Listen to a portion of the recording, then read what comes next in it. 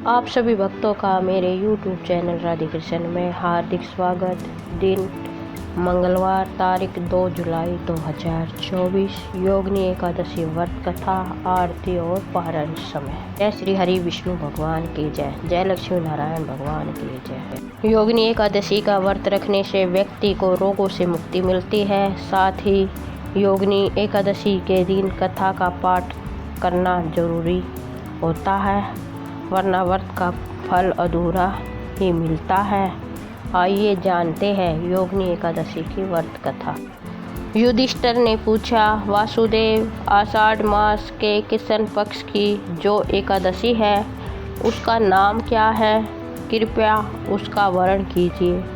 भगवान श्री कृष्ण बोले, हे युधिष्ठिर, आषाढ़ कृष्ण पक्ष की एकादशी का नाम योगिनी है। यह बड़े बड़े पापों का नाश करने वाली है। संसार सागर में डूबे हुए प्राणियों के लिए यह सनातन नौका के समान है। तीनों लोकों में यह सारभूत व्रत है। अलकापुरी में राजा अधिराज कुबेर रहते थे। वह सदा भगवान शिव की भक्ति पर तत्पर रहने वाले हैं। उनके हेमाली नाम का एक यक्ष सेवक था जो पूजा के लिए फूल लाया करता था। हेमाली की पत्नी बड़ी सुंदर थी। उसका नाम विशालक्षी था। वह यक्ष कामपाश में अद्भुत होकर सदा अपनी पत्नी में आसक्त रहता था। एक दिन की बात है, हेमाली मानसरोवर से फूल लाकर अपने घर में ही ठहर गया और पत्नी के प्रेम का रसास्वादन करने लगा। अतः कुबेर के भवन में ना जा सका। इधर कुबेर मंदिर में बैठकर शिवजी का पूजन कर रहे थे। उन्होंने दोपहर तक फूल आने की प्रतीक्षा की। जब पूजा का समय व्यतीत हो गया तो यक्षराज ने कुपित होकर सेवकों से पूछा, दुरात्मा हेमाली क्यों नहीं आ रहा है? इस बात का पता लगाओ। यक्ष ने कहा, राजन, वह तो अपनी पत्नी की कामना में आसक्त हो अपनी इच्छा के अनुसार घर में ही रमण कर रहा है। कुबेर ने तुरंत ही अपने सेवकों को भेजकर उस हेमाली को अपने समक्ष बुलवाया। हेमाली भय से आकुल होकर तुरंत ही कुबेर महाराज के सामने उपस्थित हो गया। उसे देखकर कुबेर की आंखें क्रोध से लाल हो गई।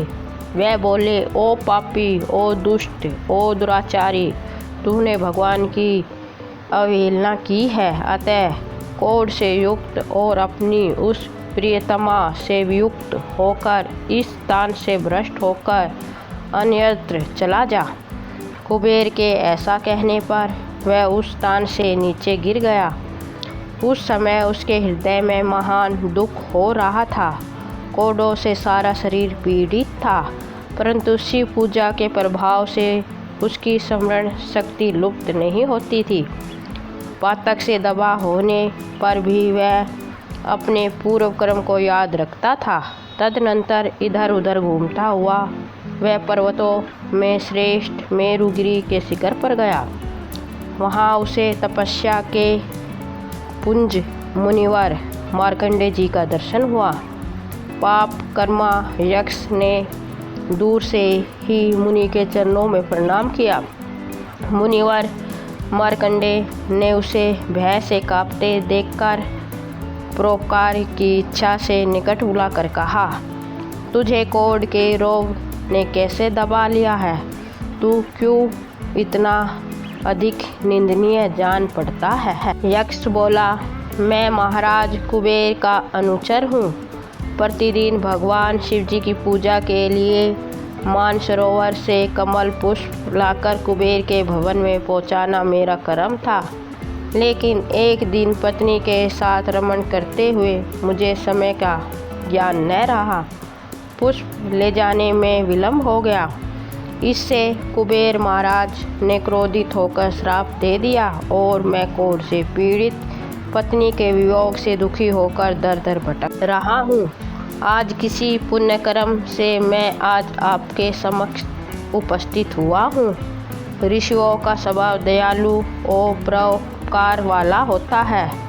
सो हे महात्मन, आप ही मुझे अभागे को कर्तव्य का बोझ कराते हुए पाप से मुक्ति का कोई उपाय बताइए। मार्कंडेय जी ने कहा, तुमने यह सच्ची बात कही है, असत्य भाषण नहीं किया है, इसलिए मैं तुम्हें कल्याणप्रद व्रत का उपदेश करता हूँ।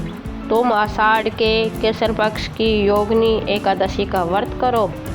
इस व्रत के पुण्य से तुम्हारी कोढ़ निश्चय ही दूर हो जाएगी।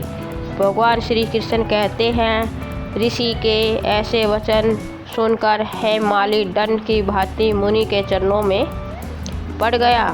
मुनि ने उसे उठाया, इससे उसको बड़ा हर्ष हुआ। मार्कंडेय जी के उपदेश से उसने योगिनी एकादशी का व्रत किया, जिससे उसके शरीर की कोढ़ दूर हो गई। मुनि के कथा अनुसार उस उत्तम व्रत का अनुष्ठान करने पर वह हेमाली पूर्ण सुखी हो गया।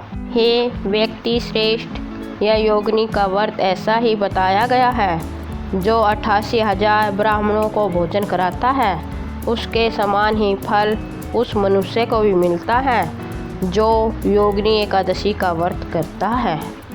योगिनी एकादशी महान पापों को नष्ट करने वाली और महान पुण्य फल देने वाली है। इसके पढ़ने और सुनने से मनुष्य सब पापों से मुक्त हो जाता है। से योगिनी एकादशी व्रत करने से हेमाली के सभी दुखों का नाश हो गया और पाप से मुक्ति मिल गई। उसी प्रकार योगिनी एकादशी का व्रत करने वाले सभी भक्तों का भगवान विष्णु कल्याण करे और माँ लक्ष्मी अपनी कृपा सदैव उन पर बनाए रखे, उनके सभी पाप नष्ट करे। इसी के साथ यह कथा समाप्त होती है। जय श्री हरि विष्णु भगवान की जय, जय लक्ष्मी नारायण भगवान की जय। योगिनी एकादशी के दिन श्री हरि की पूजा सुबह की जाती है। इसके लिए सुबह का शुभ मुहूर्त 8:56 से दोपहर 2:10 तक का है। योगिनी एकादशी का व्रत का पारण 3 जुलाई 2024 को सुबह 5:28 से सुबह 7:10 तक ही किया जाएगा। विष्णु भगवान की आरती। ओम जय जगदीश हरे, स्वामी जय जगदीश हरे, भक्ति जनों के संकट क्षण में है दूर करे। ओम जय जगदीश हरे, स्वामी जय जगदीश हरे, जो धावे फल पावे, दुख बिन से मन का, सुख संपत्ति घर आवे, कष्ट मिटे रे तन का।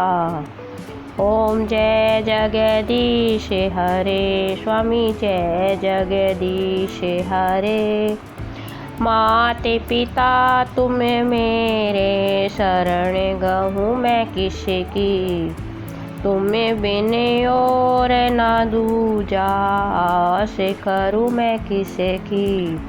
ओम जय जगदीश हरे, स्वामी जय जगदीश हरे, तुम्हें पूर्ण परमात्मा, तुम्हें अंतर्यामी, पार ब्रह्म परमेश्वर, तुम्हें सबके स्वामी। ओम जय जगदीश हरे, स्वामी जय जगदीश हरे, तुम्हें करुणा के सागर, तुम्हें पालन करता, मैं मूर्ख खल कामी, कृपा करो रे भरता। ओम जय जगदीश हरे, स्वामी जय जगदीश हरे, तुम हो एक अगोचर, सबके प्राणपति, किसी विधि मिलूं दया मैं, तुमको मैं कुमति। ओम जय जगदीश हरे, स्वामी जय जगदीश हरे, दीन बंधु दुख हरता, तुम ठाकुर मेरे, अपने हाथ उठाओ, द्वार पड़ा मैं तेरे। ओम जय जगदीश हरे, स्वामी जय जगदीश हरे। विष विकार मिटाओ, पाप हरो रे देवा। श्रद्धा भक्ति बढ़ाओ, संतन की सेवा। ओम जय जगदीश हरे, स्वामी जय जगदीश हरे। तन मन धन और संपत्ति सब कुछ है तेरा, तेरा तुझको अर्पण क्या लागे मेरा। ओम जय जगदीश हरे, स्वामी जय जगदीश हरे। जगदीश्वर की आरती जो कोई नर गावे, कहते शिवानंद स्वामी मन वांछित फल पावे। ओम जय जगदीश हरे, स्वामी जय जगदीश हरे। स्वामी जय जगदीश हरे। जय श्री हरि विष्णु भगवान की जय, जय लक्ष्मी नारायण भगवान की जय। आपको मेरा वीडियो कैसा लगा कमेंट बॉक्स में अवश्य बताएं। मेरे वीडियो को लाइक शेयर, चैनल को सब्सक्राइब करें और कमेंट बॉक्स में जय श्री हरि विष्णु भगवान और लक्ष्मी नारायण भगवान की अवश्य लिखें। धन्यवाद।